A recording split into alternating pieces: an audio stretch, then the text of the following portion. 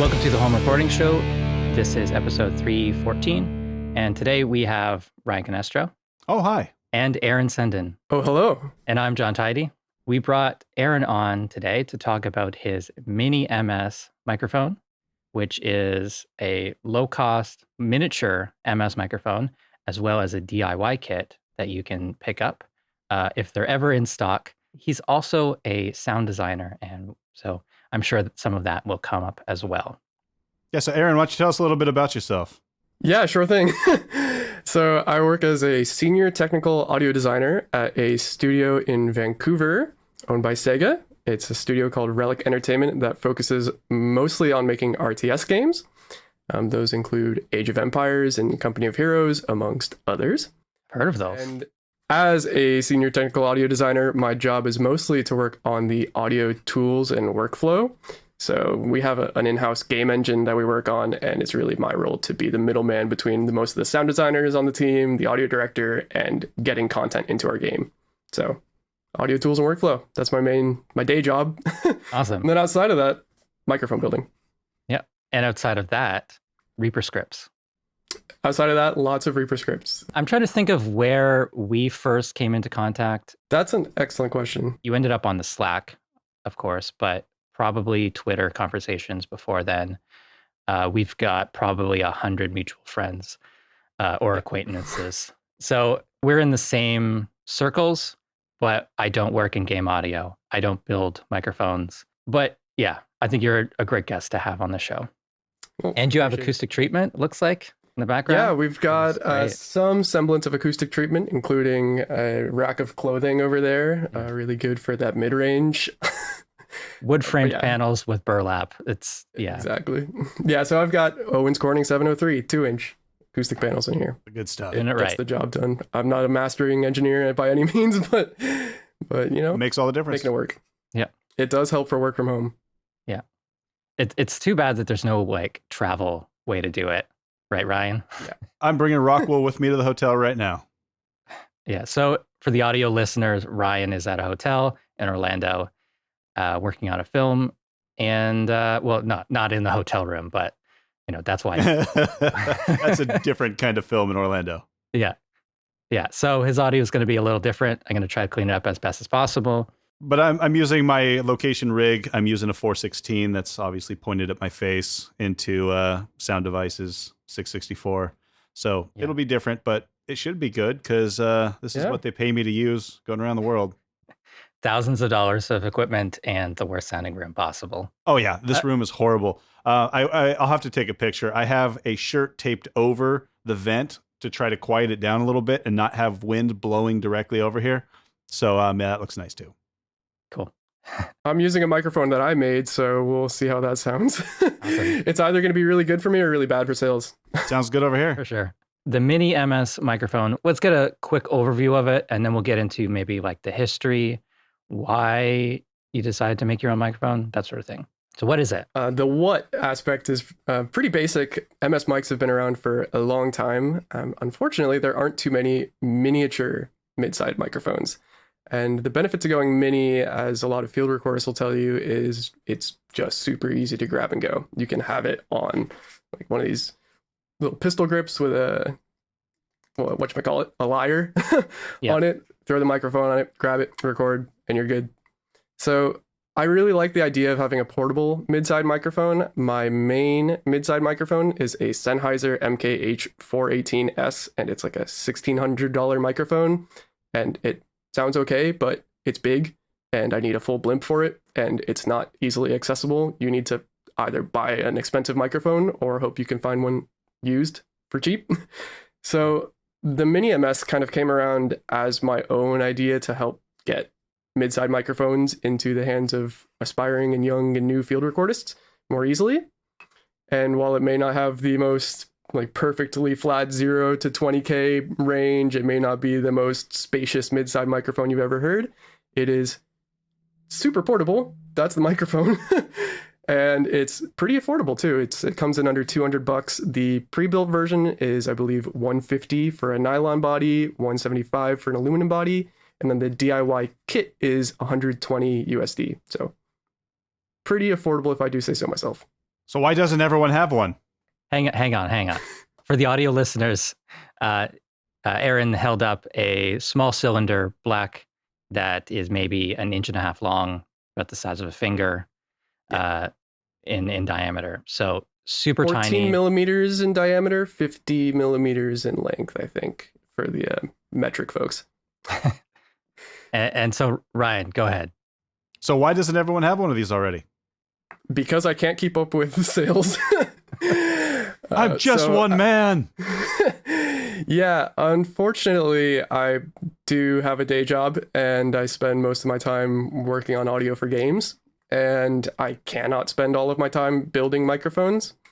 So I just can't build enough to meet the demand. The last time I hosted them on my site, we posted like 50 microphones for sale that were pre-built, and they sold out in less than 2 minutes. Wow. And that's pretty fun, but it does suck when you have people that reach out and say, look, man, I waited 6 months and now I can't have a microphone. I mean, we could look into potentially like outsourcing them, but again, I've got a day job. So Yeah. Well, that also raises costs too. So it's hard to find that balance of that low price point and then start bringing on other people and the whole thing. yeah, it really is. So that's part of why we wanted to make a DIY kit in general. For one, the microphone isn't built in any particularly crazy fashion. You don't need to have like specialized equipment for it, at least for the DIY kit version of it. You don't need to do any like SMT soldering, like the surface mounted PCBs, which are really tiny. You don't need to do any of that crazy mumbo jumbo. You don't need to build your own phantom power circuits. So it's really like a pretty straightforward DIY kit, which is why we wanted to offer that for the folks that wanted to potentially build one themselves without necessarily waiting 6 months for me to build 50 of them. Right on. That's great. We should probably give kind of an overview of what mid-side is, what MS is, why it's useful in general, and also specifically for sound recorders, field recorders. Yeah, in video game world. Yeah, for sure. So mid-side recording is not something I invented by any means. I'm going to give you credit anyway. Please do. I really am just a genius.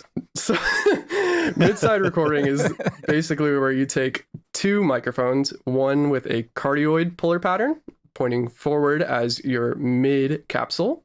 And the benefits of that is it has optimum mono compatibility. It is a mono microphone. It is a mid cardioid mic pointing forward. And you take a figure 8 microphone or a capsule that points to either side. You have one side, the positive side, typically pointing left, and the negative side of the figure 8 capsule pointing to the right.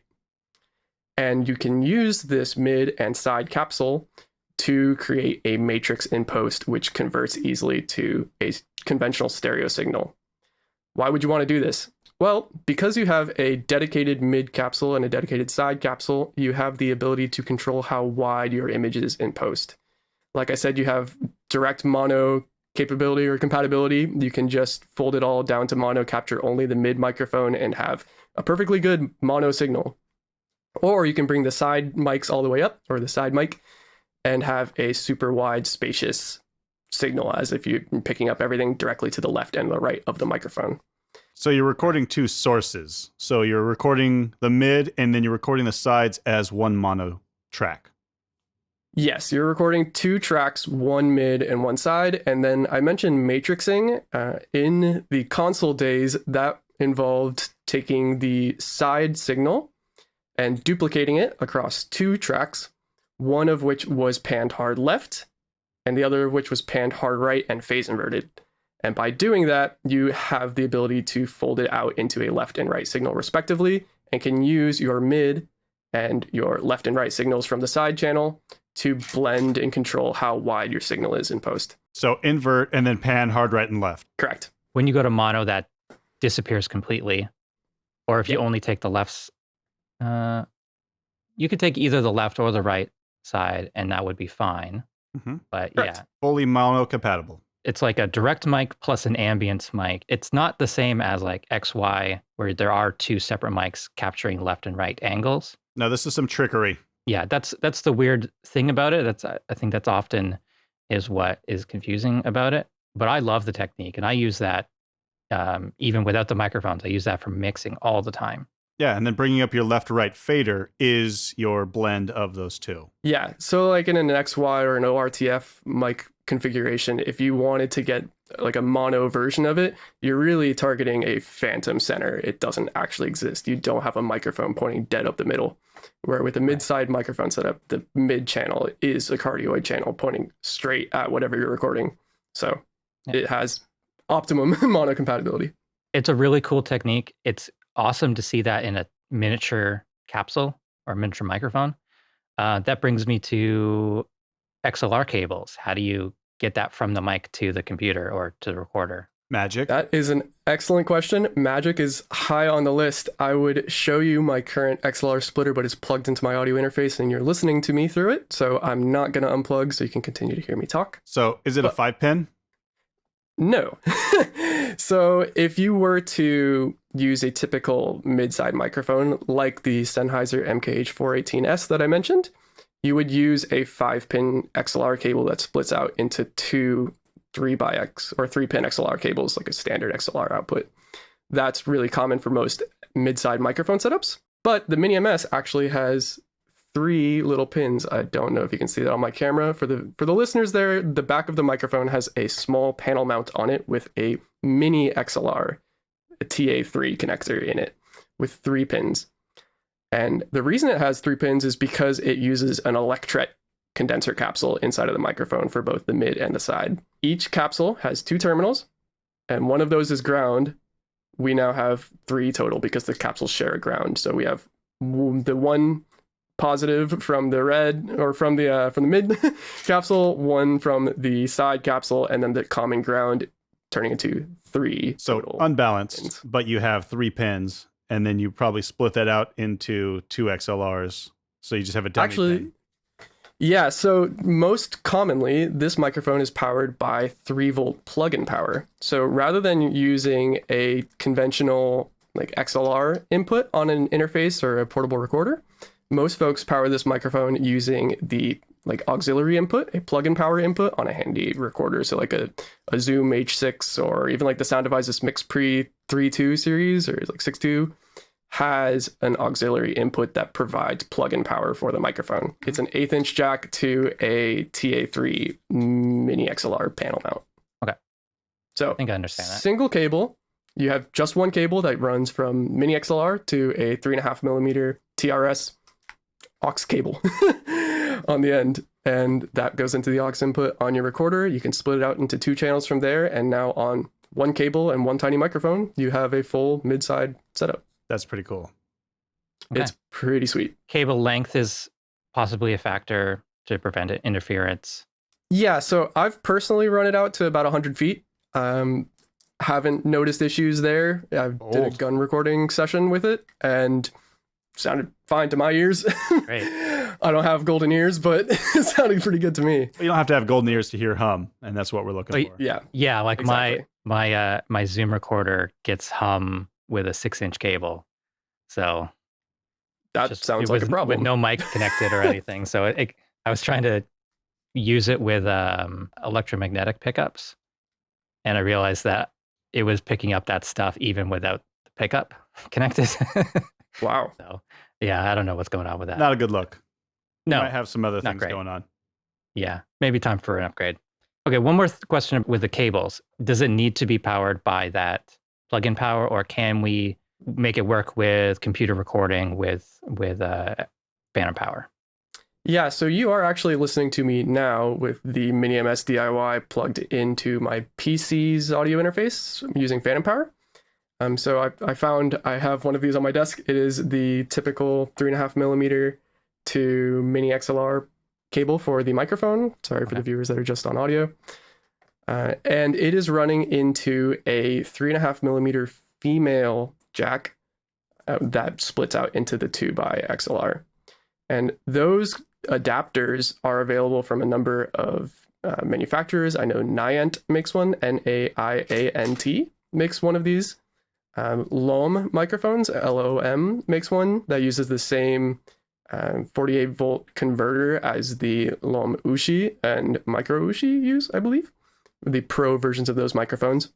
Do these cables have resistors in them? Yeah, so those cables have their own little circuit boards that convert the 48 volts from phantom power into a approximately like 3 volt to 9 volt range for That's what I was going to say. You don't want to plug in straight phantom power because that would be bad.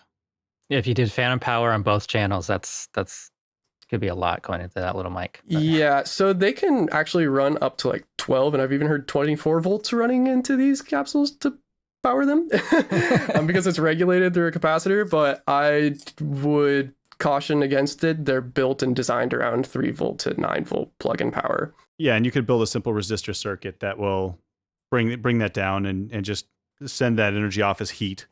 It's not that complicated, so you could build your own cable if you wanted to. Yeah, the issue I've run into with doing that sort of thing is they tend to sound like garbage, which isn't the best for microphones, but there are a number of options out there commercially for you to buy an adapter that'll go from the plug-in power that the mic expects into 48 volt. So you designed it with the purpose of using the plug-in power, but if you designed it for 48 volts, would you do it differently? And would it sound different? Yeah, so I likely would do it a little bit differently. It would largely be the cable. From my understanding, I would probably basically the circuit in the cable, you just build that into the mic capsule, and then it would be a 48 volt phantom power only situation. Yeah, actually, if you give me a second, I think I have one of my previous like Frankenstein cables lying around here somewhere, and inside of it, you'll see that the typical XLR connector has a small circuit board inside of it. So the circuit board itself is small enough to fit within the connector of the XLR cable. Well, I was just thinking, like, do the capsules output a certain voltage naturally? That's with their design.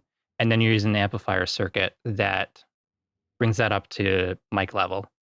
Correct. And that's powered by the plug-in power or 48 volts. In some situations, we see circuits working differently depending on the voltage given to it, like active guitar pickups running 9 volts or running 8 or like volts. A fuzz pedal running low voltage to get it to do different things. Right. So I'm thinking if it has 48 volts available, you have more headroom. Yeah, but if smoke is coming out of it, that's a whole different situation. So what the circuit does is takes 48 volts and gives it more like a 10 or a 12 that it's expecting. Bingo. Okay. You don't want to release the magic smoke. I'm not an electronics expert, so I'm trying to just connect all these separate thoughts into my head, figuring out how these things are related. So does that mic put out a very low level signal, or? No, it puts out a pretty healthy signal. So my interface is chilling at about 3/4 on the gain right now. The Scarlett 4 Pre USB interface is not known for the best preamps in the world, but they're not bad. It's chilling at 3/4 gain. Yeah, it puts out a pretty normal signal. Yeah. Are these those little Panasonic capsules? Similar, they're electret condenser capsules like the Panasonic ones, but they're made by a manufacturer named Primo, based in Texas. And Primo makes capsules of all sizes and all polar patterns. These ones in particular are the Primo EM406N for the cardioid mid capsule, and the EM283 for the side capsule, the figure 8 capsule. And they make a small electret figure of 8. That's wild. That's correct. They're one of the few that I found that make that sort of capsule. And I consulted with Primo when originally designing the microphone to see what they would recommend pairing with their EM283 figure 8 capsule, because it's, I think, the only figure 8 capsule they make. Wow, that's wild. They need to have sort of similar frequency response, right? Exactly. And then positioning them so that they're as close as possible. Yeah, so getting them as close as possible is really key. You can see right here, if for those that are watching on the video feed, this is the sled that goes inside of the DIY version of the mic. And you can potentially see that there is a front one here and then a back one here. Those two sleds hold the front capsule and the side capsule. So they're right next to each other.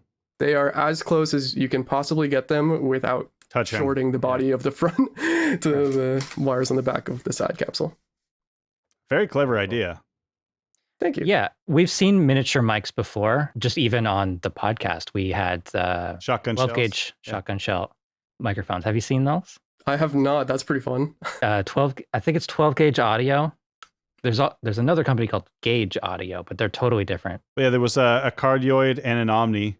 I mean, a million years ago when we did it. Yeah, and they were also unbalanced on an electret base. And I think those were the Panasonic capsules. Cool. Yeah. The guy just realized that the center of the 12 gauge, like the firing pin, You could drill was it out. like also the same size as the microphone capsule he could get. That's awesome. So yeah, Yeah. I still got a set of those. I got 2 cardioid and 2 omnis. I think he did end up making a stereo mic, possibly an MS as well. I'm not sure, but but this is going back to like probably year 1 or 2 of the. This is a long time ago. I still have mine. I've used it in the strangest situations just because it amuses me. Yeah, there was a company called Karma Audio a million years ago when we started the show. They also had like miniature little mics the size of a XLR cable, a standard size. So it's kind of like XLR cable goes forward and then reverses, and then that's the mic. And so they were advertised as cardioid, but there's no rejection port, so it's an Omni. I've got a couple of them. Not like amazing hi-fi mics or anything, but pretty cool. Yeah, I really like that the sort of DIY microphone community does that sort of thing commonly. The Neutrik like 1/4 inch jacks for like guitar plugs can also be gutted and used for these 10mm electret capsules as well. So I've seen those used pretty commonly for a makeshift microphone body, because getting a microphone body is kind of a non-trivial thing. You can't just go and like order one on eBay for a 10mm electret capsule, unfortunately. So I actually worked with a gentleman based out of Orlando named Matt Tracy, who did the 3D body design for both the original Mini MS and the Mini MS DIY kit. I have no 3D modeling and 3D printing experience. So Matt was the one that actually ended up designing the body and the sled for the DIY capsule. And then we outsourced the printing professionally to be printed in nylon and aluminum for the mic body, because doing it on home printers is not the best move. Getting professional printing services is usually a lot nicer. You don't end up with the little ridges you see on 3D prints and that sort of thing. That brings me to the sound difference between the 2 mic body materials. I know you have examples on the website, and we won't be able to share full quality examples in the podcast, but in your own words, what are the differences between the 2 materials? Sure. So I got to thank Paul Beckler in Vancouver for helping me out with the testing between the 2 microphones. He had access to a recording space here. The Mini MS original and Mini MS DIY differ in size by a little bit. I can show it on camera. I don't believe I've shown it on the podcast yet, but the Mini MS DIY adds another like 15-20 millimeters on the length and is also about 5 to 6 millimeters wider in diameter. And that does cause a difference in performance. There are a few different like frequency modes at, I believe, 16 kilohertz, or it's like 6, 11, and 18 that pose differences between the 2 of them. So it's not the exact same performance across the frequency spectrum. Currently looking into testing to try and DIY a solution to get them as close as possible. And I think the Mini MS original was a little bit better, mostly because the size was just a pinch smaller. And the reason for that is the original Mini MS uses like a drill press and thread tapping to make it as small as physically possible. And I don't expect most people to have that equipment at home. And it would be wrong to ask someone to buy equipment that costs more than the microphone itself to build it. So the DIY kit by necessity needed to be more accessible. and because of that, we've ended up with slight differences in performance between the 2 of them. I personally am of the opinion that it's not enough to say like I would never use one over the other. But there is a difference between the 2 microphones, namely at those frequency modes, which are likely due to the like amount of empty space inside the body of the microphone. So I didn't realize at first that they were not just different materials, but they're actually different sizes. Correct. And okay, so I was thinking just like resonances or reflections would make the difference, but it's actually like, because it's a different size,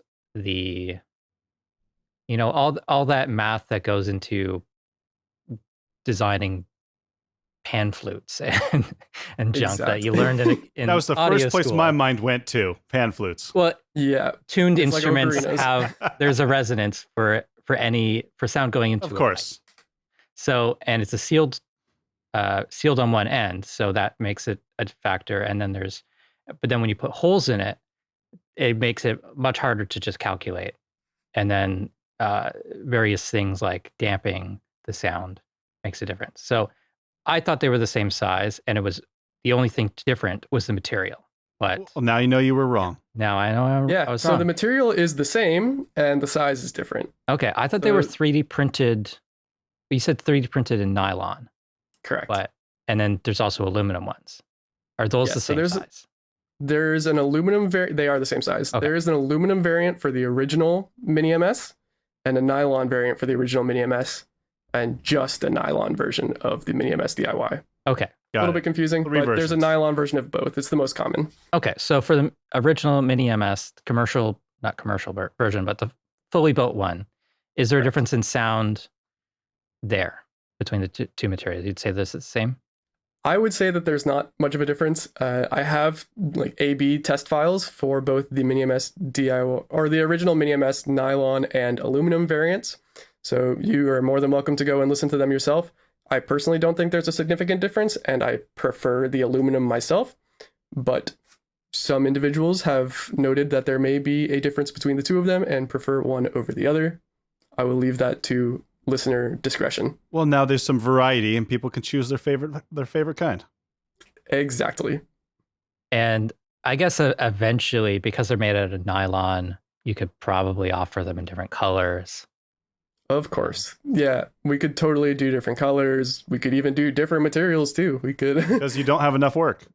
Right. Yeah, exactly. We could do TPU mics, which would be a very flexible, rubbery 3D printed material. Those are fun. Well, you could do that and then make like a right angle bend. I like it. I was thinking, I mean, we could make a mini DMS microphone, a mini Bloomline microphone. We could have all sorts of fun. You need to have hundreds of SKUs. You could make one that's miniature but extremely long. That For no is reason. really fun. Like the Bob Barker. For no one. reason. Yeah. The periscope. Use it on the We Price Talked is about a Right. periscope Super mic dumb. before, but actually making it like 10 feet long with Yeah. a right angle. You can actually mount it in a submarine.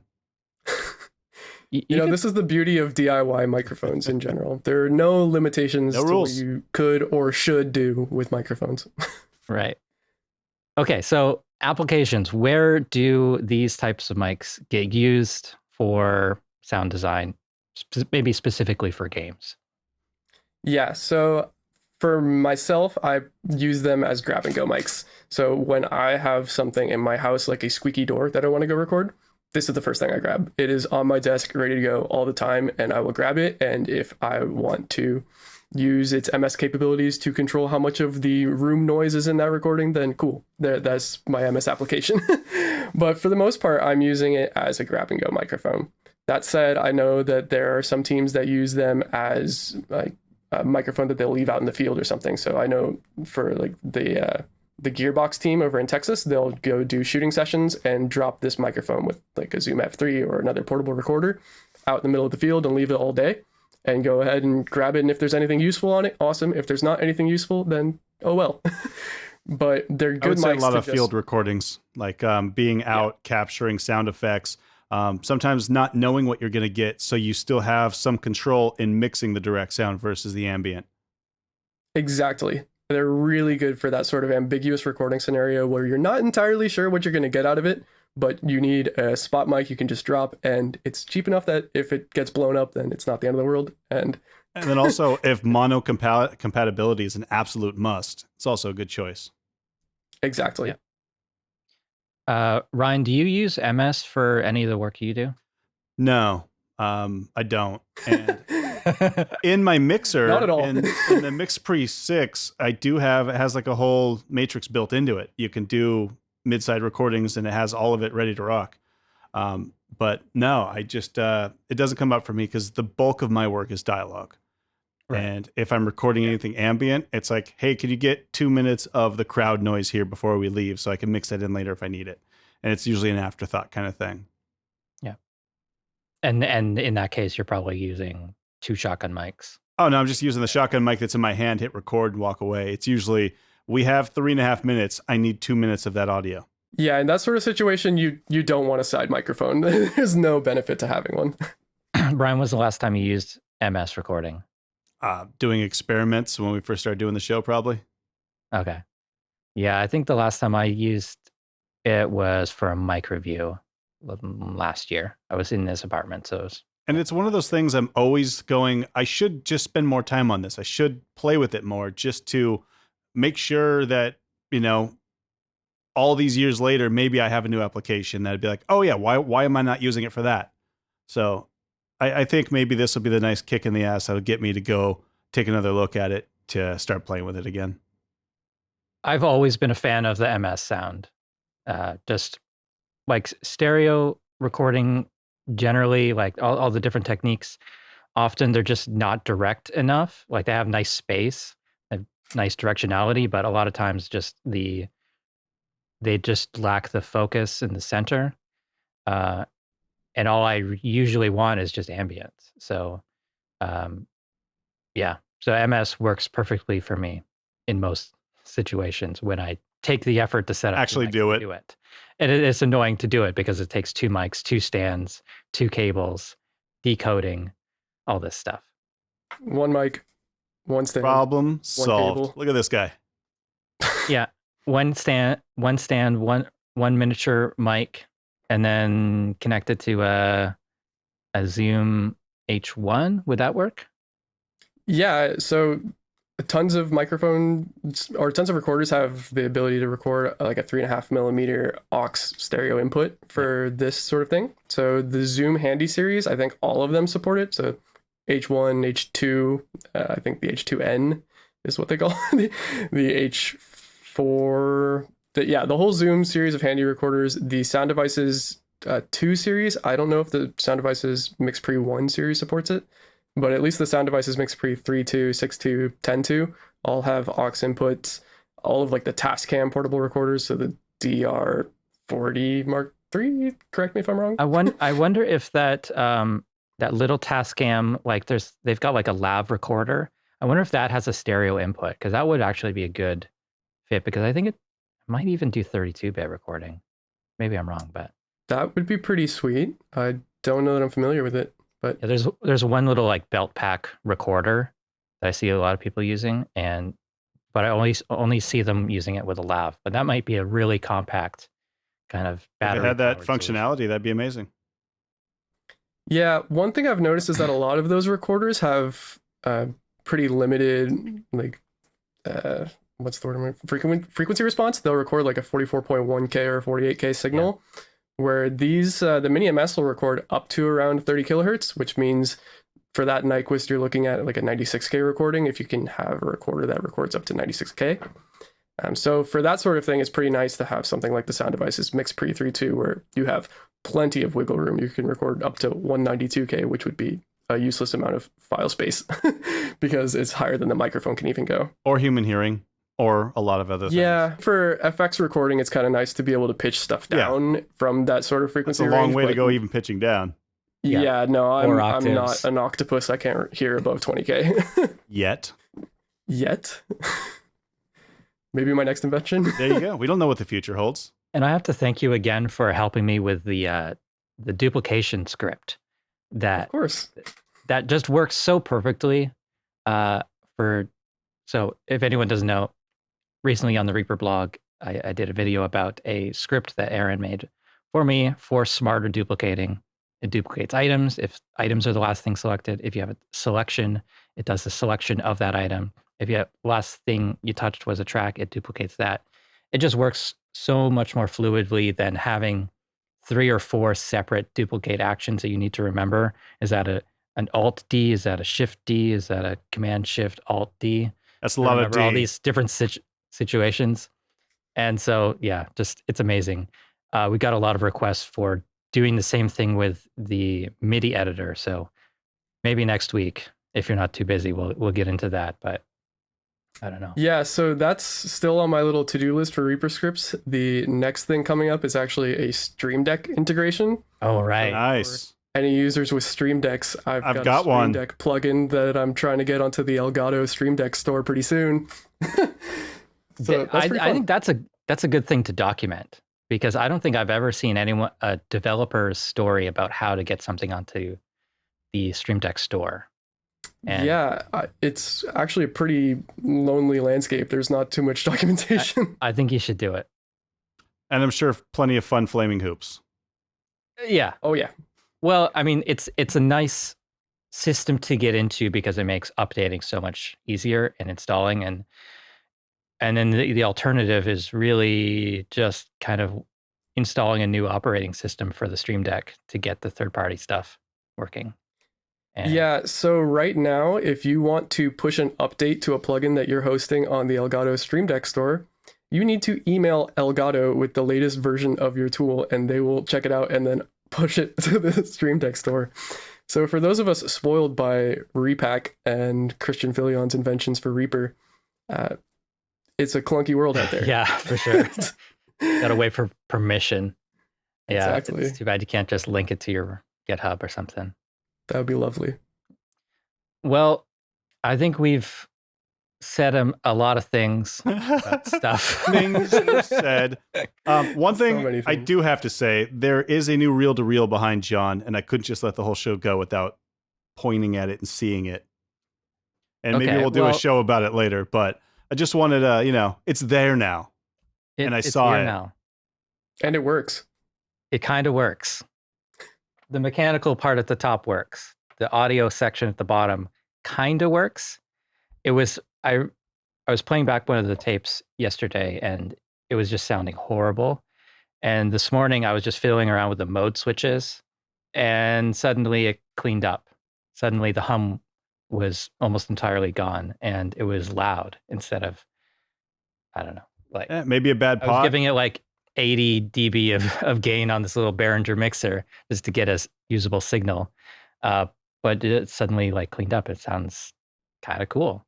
I still can't get an audio input into it though. So my goal of using it as a tape delay, so far, no luck with that, but I just bought it to kind of look cool in the background. It'll probably go above my Space Echo back there. That's about it. Well, maybe it'll be a usable thing. So if it does, we'll get into a new episode. And since getting this, I've created a ton of content, a lot of interaction online about it, even without having to make a video on it. So that's always nice. I just take a picture and everyone's like, "Woo, shiny." Yeah, John just buys stuff for conversation pieces. I guess so. It was $40 at a yard sale, so no big deal. It was a decoration, and then I cleaned it up and was like, "Oh, I'm starting to like this." And then I figured out how to put a tape on first try, and I kind of enjoyed the process. Got to 6 months from now, John goes all analog. Yeah, it sounds like Heinbach over there. You have a full wall of test equipment. Yeah, Heinbach's got a really cool studio. Love his stuff. There's a few years to go before I get to that point. I'll give you 6 months. All right, so that's it for this episode of the Home Recording Show. Thank you, Aaron, for visiting us to tell us about your microphones, which you can find at stickless.com/minims. .me. Stickless.me. Stickless.me. Sorry. Yeah, link in the long story behind description. that Of one. course. Stickless.me. It's all the info's up there. Links in the description. Thank you guys so much for watching and listening and supporting the show through buymeacoffee.com/HRS podcast. It's a great way to support the show. Get your name at the end of the show and in the show notes. And thanks for being here with us. See you guys next time. Thanks so much for having me. Thanks, everybody. See you next time.